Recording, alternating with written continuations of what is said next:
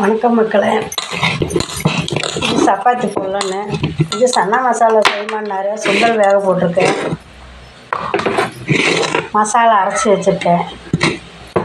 பொட்டுக்கடலை போடக்கூடாது. நடக்கடலை, தேங்காய், கசகசா, 2 சோம்பு, 2 சீரகம், 2 மிளகு, அவ்வளோதான். வேறு நிறைய அதிகமாக ஆளுங்க இருந்து சம்சார வீட்டுக்கு வேணும்னா கொஞ்சம் பொட்டுக்கடலை மாவு குழம்பு கொதிக்கிறப்போ கொஞ்சம் பொட்டுக்கடலை மாவு அரைச்சி ஊற்றிக்கலாம்.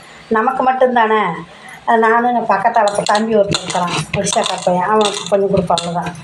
நிறையா இருந்தால் அந்த பொட்டுக்கடலை மாவு கலந்து ஊற்றிக்கலாம். அதெல்லாம் எடுத்து வச்சுருக்குது. பால் வாங்க போயிருக்காரு. நேற்றே ஊற வச்சேன். அப்புறம் நைட்டு சாயந்தரம் அந்த கோயிலுக்கு போயிட்டு வந்தால் அவங்க பக்கத்தால் என் அண்ணா வீடு மீன் கொடுத்தாங்க. அப்புறம் அது பண்ணிவிட்டு அப்புறம் பண்ணல. அப்புறம் அது சுடுதண்ணியில் போட்டு எடுத்து வைக்கணும். சுண்டல் நல்லா இருந்தது. அதை வெந்துருச்சு.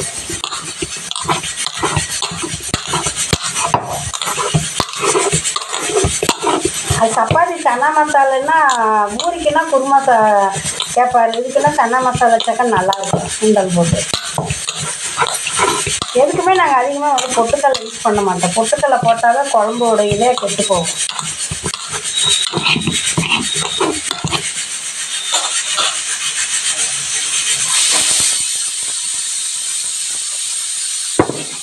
பாய் மக்களே.